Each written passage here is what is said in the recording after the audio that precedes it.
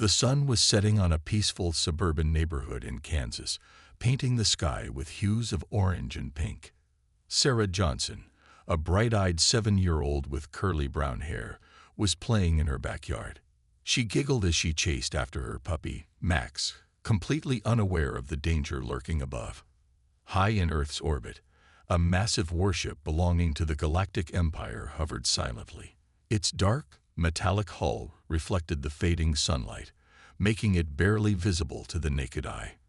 Inside the ship, Admiral Zexthor, a tall, blue-skinned alien with 4 arms, paced nervously on the bridge. "Sir, we've entered the orbit of the primitive planet as ordered," reported a junior officer. Zexthor nodded, his large, bulbous eyes blinking rapidly. "Excellent. Maintain position and continue scans. These humans are not to know of our presence." But fate had other plans.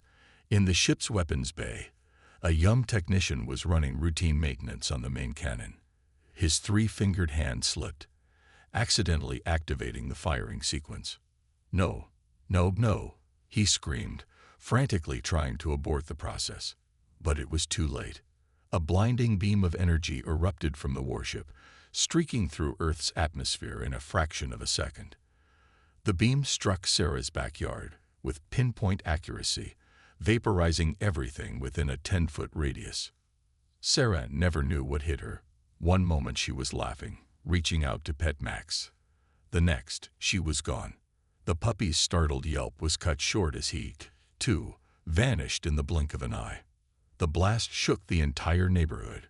Windows shattered, car alarms blared, and confused shouts filled the air. Sarah's parents, John and Emily Johnson, rushed outside, their hearts pounding with fear. "Sarah!" Emily screamed, her eyes wild with panic as she surveyed the smoking crater where her daughter had been playing moments ago. "Sarah!" John stood frozen, his mind unable to process the scene before him. Neighbors poured out of their homes, shocked and bewildered by the sudden explosion. Meanwhile, in the White House Situation Room, alarms were blaring.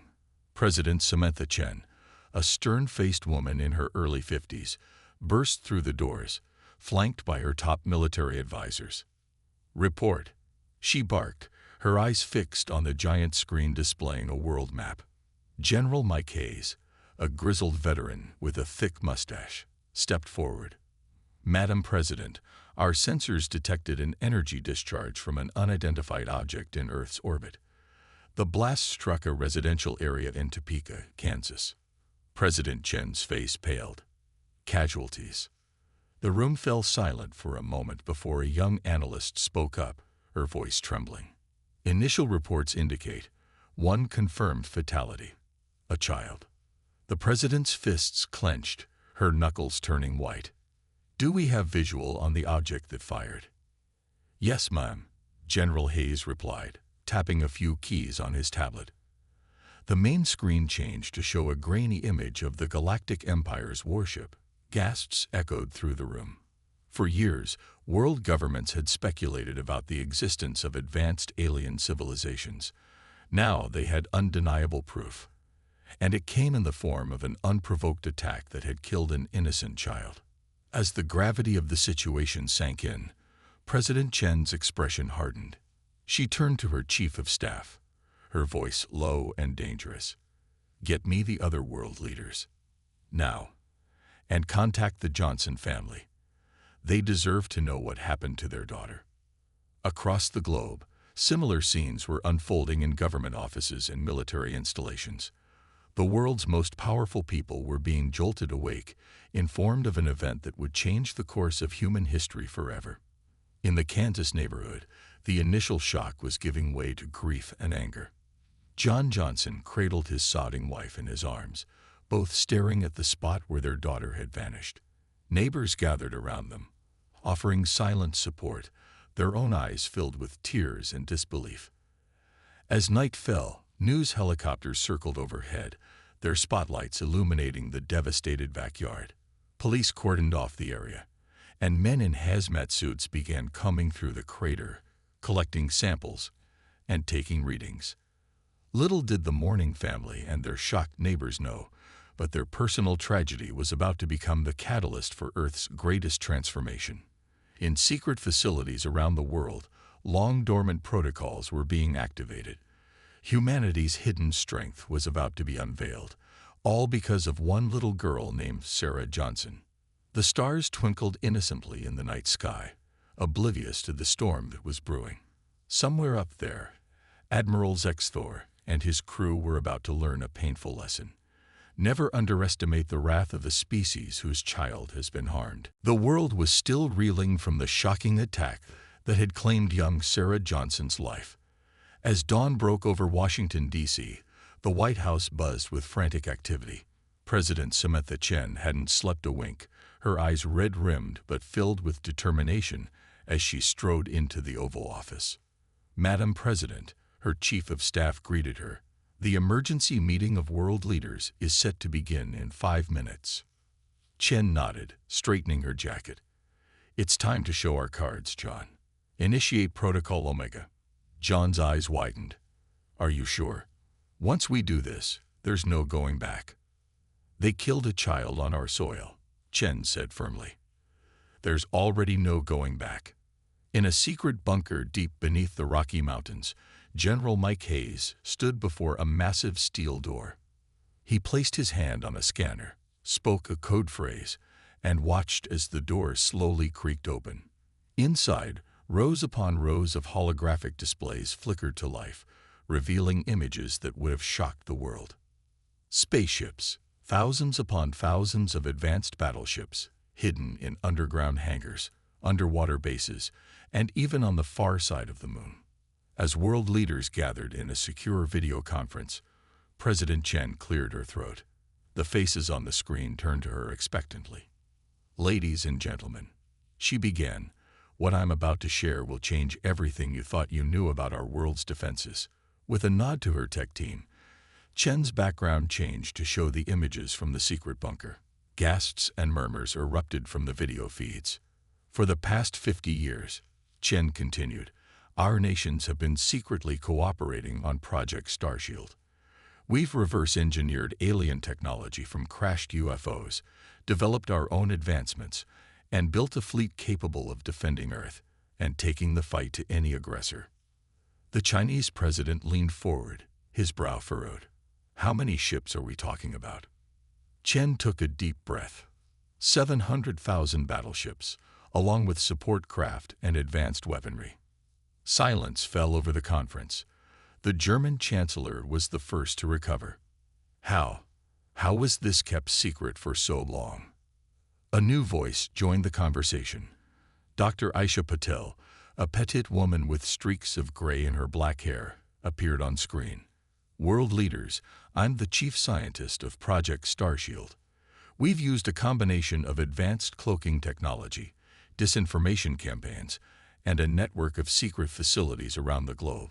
Only a handful of people in each country knew the full scope of the project. As Dr. Patel explained the technical details, minds raced with the implications. The Russian president's eyes gleamed with a mix of awe and anticipation. With this fleet, we could crush the aliens who dared attack us. It's not that simple, General Hayes interjected. Our ships are advanced, yes, but we've never faced this enemy in actual combat. We don't know the full extent of their capabilities. President Chen raised her hand for silence. What we do know is this. We're no longer helpless. We can defend our planet and our people, but our next moves must be carefully considered. As the leaders debated strategy, the scene shifted to a small town in Kansas. In the Johnson household, John and Emily sat in stunned silence as two government agents explained the truth about the attack and Earth's ability to respond. You're saying you can fight them? John asked, his voice hoarse. Agent Sarah Lee nodded solemnly. We have the means to strike back, Mr. Johnson. Your daughter's death will not go unanswered. Emily's eyes flashed with a mix of grief and anger.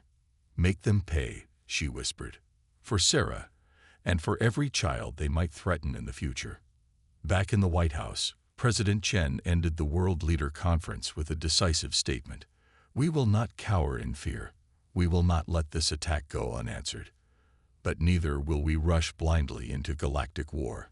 I propose we reveal our strength to this galactic empire, demand justice for Sarah Johnson, and make it clear that Earth is not to be trifled with. Agreement came swiftly. Within hours, mission planners were huddled over star charts, plotting the course for humanity's first deliberate venture into interstellar space. In orbit, unaware of the storm about to break, Admiral Zex Thor received a transmission from his superiors. "Well done," the Emperor's voice crackled. "The humans' reaction to this tragedy will tell us all we need to know about their readiness for galactic society." Zex Thor felt a chill run down his spine. Something told him the Empire had gravely miscalculated. As night fell once more, the secret facilities around Earth hummed with activity. Pilots were briefed, weapons were armed, and engines warmed up. In backyards across the planet, people looked up at the stars, unaware that their world stood on the brink of a new era. Humanity was about to take its first steps onto the galactic stage, not as victims, but as a force to be reckoned with. The United Nations General Assembly Hall in New York City buzzed with tension. For the first time in history, the room was filled not just with Earth's leaders, but with billions of viewers watching via holographic projections in town squares, stadiums, and homes across the planet. Secretary General Adebayo stepped up to the podium, his usually calm face etched with gravity. "People of Earth," he began, his voice echoing around the world, "we stand at a crossroads in human history." The cameras panned across the room, showing the grim faces of world leaders. President Chen sat straight-backed, her eyes fixed on the podium. Next to her, John and Emily Johnson, Sarah's parents, held hands tightly. Adebayo continued, "Yesterday we were struck by an alien force. An innocent child, Sarah Johnson, was taken from us. Today we reveal a truth long hidden. Earth is ready to defend itself." Gasps and murmurs rippled through the crowds watching worldwide. In London's Trafalgar Square, people hugged each other in shock. In Beijing's Tiananmen Square, a cheer went up. "For decades, our nations have secretly prepared for this day," Adebayo said. "We have built a fleet of 700,000 battleships, armed with technology that rivals our attackers." The Secretary General's words were punctuated by a sudden rumbling that shook the earth. Around the globe, hidden hangar doors opened. In the Gobi Desert, massive ships rose from the sand. In the Amazon rainforest, trees parted to reveal gleaming hulls. From the depths of the oceans, submarines transformed into spacefaring vessels. People watched in awe as the sky filled with ships, their sleek designs unlike anything seen in science fiction. In orbit, Admiral Zex Thor's crew stared in disbelief at their sensors, which were suddenly overwhelmed by the number of craft launching from Earth. Back in the UN, Adebayo's voice grew stern. "To the Galactic Empire, hear me well. We, the united people of Earth, demand justice for Sarah Johnson. We demand respect for our sovereignty. And we serve notice. Any further aggression against our planet will be met with the full force of our fleet." The chamber erupted in applause. Even the normally stoic diplomats found themselves caught up in the moment, standing and cheering. President Chen took the podium next. "From this day forward, Earth stands united. Our differences pale in comparison to the challenges we now face among the stars. We do not seek war, but we will not shy away from it. To every human watching, take pride. Our finest scientists, engineers, and pilots have worked tirelessly in secret to bring us to this moment. Now it's time for all of humanity to rise to the occasion." As Chen spoke, military bases around the world sprang into action. Pilots rushed to their ships, ground crews loaded supplies, and command centers hummed with activity. The first wave of Earth's fleet, 10,000 ships strong, prepared to launch. In Kansas, Sarah's classmates released thousands of balloons into the sky, each carrying a message of hope and determination. The image was broadcast worldwide, a poignant reminder of why Earth was taking this monumental step. Admiral Zex Thor, watching the proceedings through intercepted broadcasts, felt a cold sweat break out on his blue skin. "Send word to the Empire," he croaked to his communications officer. "The humans. They're not primitives. We've made a terrible mistake." But it was too late. As Zexthor's message raced across the galaxy, Earth's first fleet jumped to light speed, heading for the Empire's nearest outpost. In the Johnson household, now guarded by military personnel, John and Emily watched the ships depart on their TV. Emily clutched Sarah's favorite teddy bear. "Be safe," she whispered to the departing fleet, "and make sure no other parent ever feels this pain." As night fell once more, the world held its breath. Humanity had revealed itself as a galactic power and thrown down the gauntlet. The Galactic Empire had unknowingly awakened a sleeping giant. And now, that giant was on the move, carrying with it the hopes, fears, and determination of an entire planet. The stars seemed to shine brighter that night, as if aware that they would soon have visitors from the little blue planet that had kept its strength hidden for so long. The war for Earth's place in the galaxy had begun. The vastness of space stretched out before the Earth fleet as they dropped out of light speed. 10,000 ships, gleaming in the light of an alien sun, formed up in perfect formation. At the head of the fleet, the ESS Avenger, Earth's most advanced battleship, loomed large. On the bridge of the Avenger, Admiral Jane Harper stood tall, her gray hair tied back in a tight bun. Her eyes, sharp despite her 60 years, scanned the tactical display. "Status report," she barked. Her XO, Commander Chen, no relation to the President, responded promptly. "All ships accounted for, Admiral. We've arrived at the coordinates of the Empire's outer defense station. Sensors are picking up significant activity." Harper nodded grimly. "They know we're here." "Good. Comms, open a channel to the fleet." As the channel opened, Harper's voice rang out across 10,000 ships. "Men and women of Earth, the moment has come. Remember why we're here. Remember Sarah Johnson. Remember that we fight not just for vengeance, but for the future of our planet. Today, we show the galaxy that humanity is not to be trifled with." A chorus of affirmatives echoed back. Harper allowed herself a small smile before turning serious again. "Battle stations, everyone. Let's make this count." Across the fleet, pilots strapped in, gunners manned their stations, and engineers prepared for the strain of combat. On the Empire's defense station, alarms blared as the human fleet was detected. Station Commander Vexlor, a veteran of countless battles, felt his 3 hearts race as he saw the size of the approaching force. "Impossible," he muttered. "These primitives couldn't have. Raise shields, scramble all fighters." But the humans had the element of surprise. Before the Empire could fully mobilize, the Earth fleet struck. Thousands of smaller, agile fighters poured out from the larger ships, swarming towards the station. "Fire at will," Harper commanded. The space around the station lit up with energy beams, missiles, and explosions. Earth's advanced weapons, reverse-engineered and improved from crashed alien tech, tore through the Empire's defenses like paper. In the thick of the battle, Captain Maria Rodriguez of the fighter squadron, Star Vipers, barrel-rolled her craft, avoiding enemy fire. "Yahoo!" she shouted as she lined up a shot, taking out 3 enemy fighters with a single burst. Back on the Avenger, Commander Chen reported. "Admiral, their shields are down to 20%. Harper's eyes narrowed. "Press the advantage. All ships, concentrate fire on their main reactor." The combined firepower of the Earth fleet focused on a single point.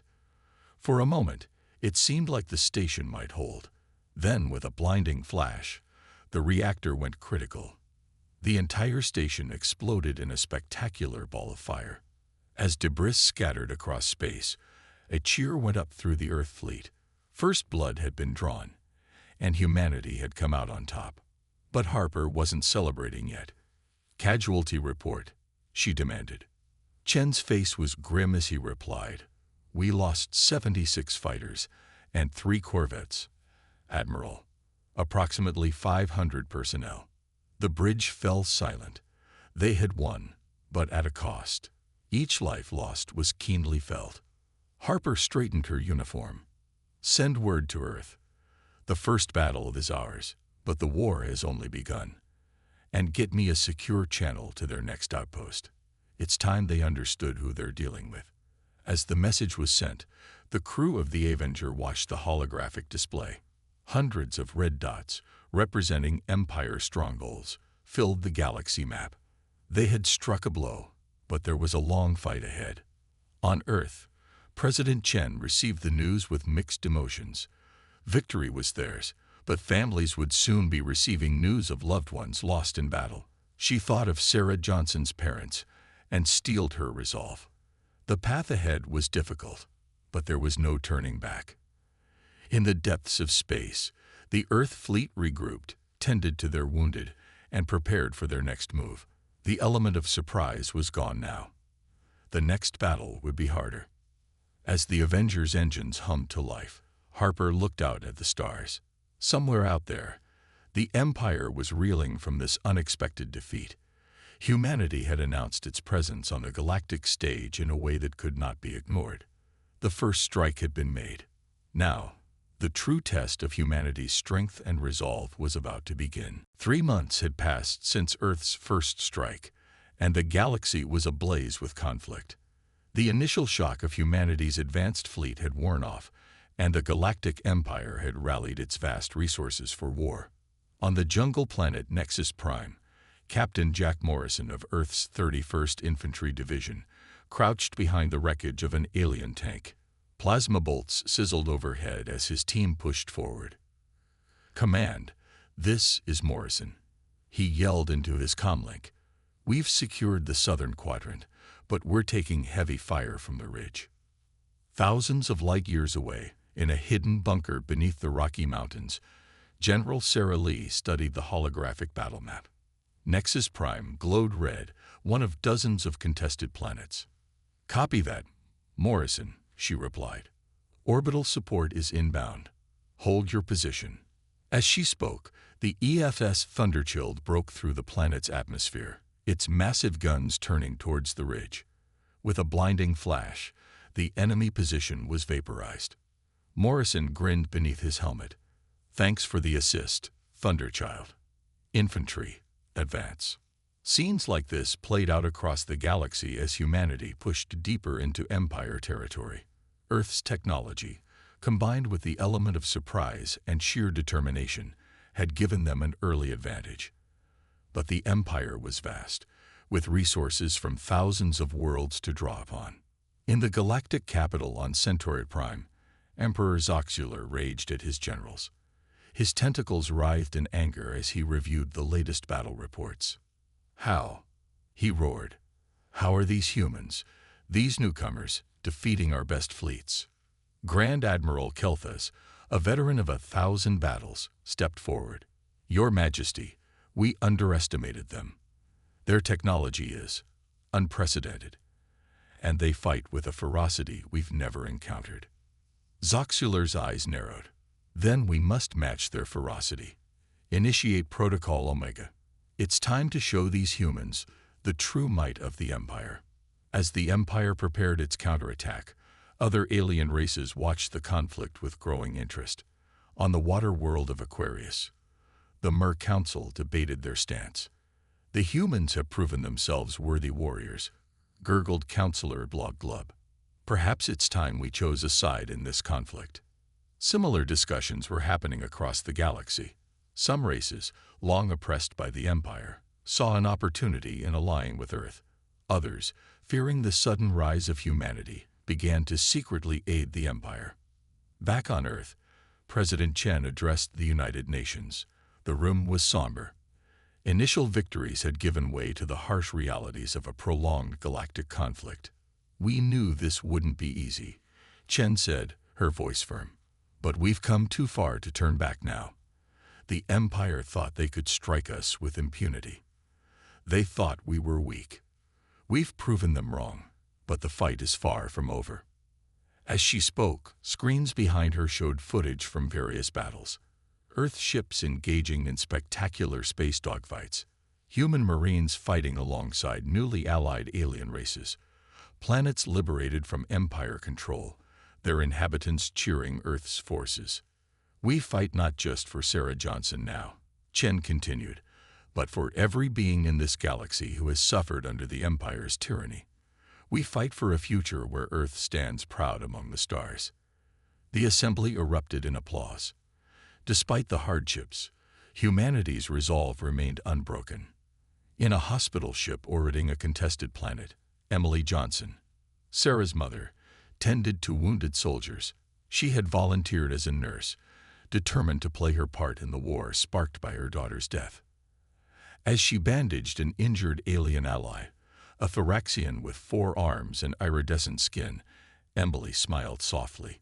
"Sarah would have loved to meet you," she said.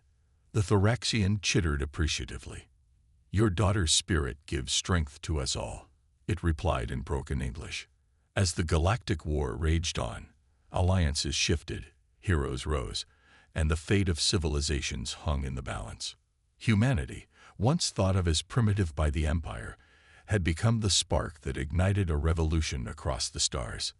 The road ahead was long and fraught with danger, but Earth and its growing list of allies pressed on. The galaxy would never be the same again. The war had raged for 2 years. Countless worlds lay in ruins, and billions of lives had been lost. But now, at last, the combined fleets of Earth and its allies were poised to strike at the heart of the Galactic Empire, the capital world of Centauri Prime. Admiral Jane Harper stood on the bridge of the ESS Avenger, her face etched with lines of fatigue and determination. Before her, the vast armada stretched as far as the eye could see.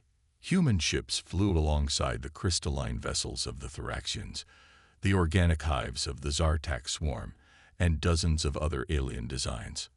"All ships report ready, Admiral," Commander Chen said, his voice tense with anticipation.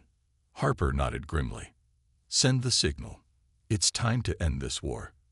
As one, the Allied fleet jumped to light speed, streaking towards their final confrontation with the Empire. On Centauri Prime, Emperor Zoxular watched the approaching armada with a mixture of rage and fear. His once vast empire had been reduced to a handful of core worlds, and now the humans and their allies were at his doorstep. "Deploy the Omega weapon," he snarled to his trembling advisors. "If we fall, we'll take half the galaxy with us." In orbit above Centauri Prime, the 2 greatest fleets the galaxy had ever seen clashed in an epic battle. Energy beams crisscrossed space, missiles streaked between ships, and fighters engaged in frantic dogfights. Captain Maria Rodriguez, now commanding her own battlecruiser, the ESS Viper's Fang, dove her ship through a gap in the Empire's defenses. "This is for Sarah," she whispered as she unleashed a barrage that crippled an enemy dreadnought. On the planet's surface, a joint human-alien strike team fought their way towards the Imperial Palace. Jack Morrison, now a colonel, led the charge. Beside him, a Thoraxian warrior used its 4 arms to wield multiple weapons, clearing a path through Imperial guards. "Push forward," Morrison shouted over the din of battle. "We need to reach the Emperor before he can activate the Omega weapon." Back in space, the Avenger took a direct hit, rocking the bridge violently. Harper gripped her command chair, blood trickling from a cut on her forehead. "Status report. Shields at 30%. Admiral," Chen replied, his voice strained. "But the Empire's flagship is exposed. We have a clear shot at their command center." Harper's eyes gleamed. "All power to forward batteries. Fire everything we've got." The Avenger's main gun, a marvel of human and alien engineering, powered up with a rising hum. A massive beam of energy lanced out, cutting through the Imperial flagship like a hot knife through butter. On the planet, Morrison's team finally breached the throne room. Emperor Zoxular stood before a massive device, his tentacle poised over a glowing red button. "It's over, Zoxular," Morrison said, his weapon trained on the alien leader. "Surrender, and we can end this without any more bloodshed." The Emperor's eyes darted between Morrison and the device. For a moment, it seemed he might press the button. Then, slowly, his tentacles drooped in defeat. I surrender," he said, his voice barely a whisper. As Imperial forces laid down their arms across the planet and the surviving ships powered down their weapons, a cheer went up through the Allied fleet. After 2 years of brutal conflict, the war was finally over. Admiral Harper slumped in her chair, tears of relief and exhaustion streaming down her face. "Send word to Earth," she said softly. Tell them we've won." On Earth, President Chen received the news in the same bunker where the war had begun. She closed her eyes, thinking of all that had been lost and gained in this conflict. "Prepare a statement," she told her staff, "and get me the Johnsons. They should be the first to know." As the news spread across Earth and to all allied worlds, celebrations erupted. The galaxy was entering a new era, one shaped by the unlikely rise of humanity and the bonds forged in the heat of war. In a quiet cemetery in Kansas, John and Emily Johnson stood before their daughter's grave. "We did it, Sarah," John said, his voice choked with emotion. "The war's over. You can rest easy now."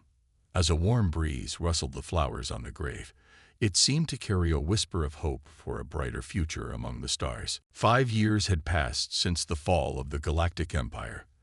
The galaxy, once divided and oppressed, was entering an unprecedented era of peace and cooperation. At the center of this new order stood Earth, no longer a hidden backwater, but a beacon of hope and progress for countless worlds. On a clear day in New York, the newly constructed Galactic Council Tower stretched into the sky, its design a blend of human and alien architecture. Inside the Grand Assembly Hall, representatives from hundreds of species gathered for a historic session. President Chen, now in her second term, took the podium. Age had added silver to her hair, but her eyes still shone with the same determination that had led humanity through the war. "Friends, allies, citizens of the galaxy," she began, her voice carried by translators to every ear in the room. "5 years ago, we stood united against tyranny. Today, we stand united in peace. The Galactic Council is no longer a dream, but a reality." Applause rippled through the chamber. Among the delegates, familiar faces could be seen. Admiral Harper, now the head of Earth's Space Force, sat alongside Thoraxian generals.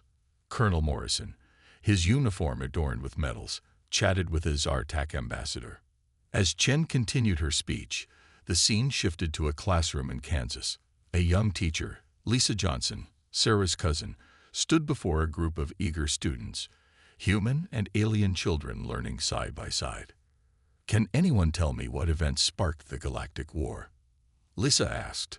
A small Thoraxian child raised 2 of its 4 hands. "It was the death of Sarah Johnson, miss. The Empire killed her, thinking Earth was weak." Lisa smiled sadly. "That's right, Zix's telephone. And can anyone tell me what happened because of that?" A human boy spoke up. "Earth revealed its secret fleet and fought back. We showed the whole galaxy that humans are strong." "Excellent, Tommy," Lisa nodded. "But remember, the war wasn't just about showing strength. It was about fighting for what's right and bringing freedom to the galaxy." Back at the Galactic Council, President Chen was concluding her speech. "Today, we inaugurate the Sarah Johnson Memorial, a symbol of our commitment to justice and peace."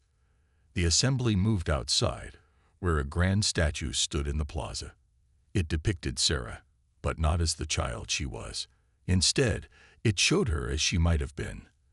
A young woman in a spacesuit, her hand extended towards the stars. At the base, a plaque read, "In memory of Sarah Johnson and all innocent victims of war. May her spirit guide us to a brighter future." John and Emily Johnson, now in their 60s, stood at the front of the crowd. Emily wiped a tear from her eye as she looked up at the image of the daughter she'd lost, now immortalized as a symbol of hope for the galaxy.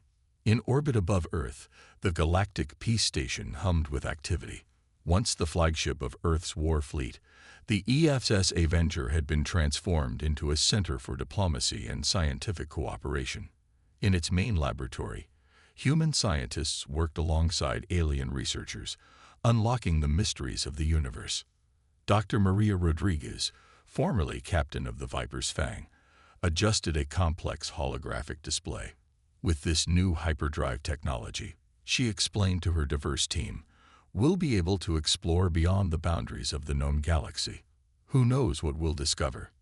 As the day drew to a close, fireworks lit up the skies of every allied world. On Earth, in the small Kansas town where it all began, a simple ceremony took place in the local park. A new playground, filled with equipment designed for children of all species, was being dedicated. As the ribbon was cut, a chorus of laughter filled the air. Human children playing alongside the offspring of races that, just a few years ago, had been unknown to Earth. Above them, stars twinkled in the evening sky, no longer distant and unreachable, but full of promise and adventure. In this moment, the true victory of humanity was clear, not just in war, but in fostering a future where the barriers between worlds and species faded away. The galaxy, vast and wondrous, was open to all, and Earth stood proud as the world that had made it possible. Sarah Johnson's legacy lived on, not in conflict, but in the laughter of children, the cooperation of nations, and the endless possibilities of a united galaxy.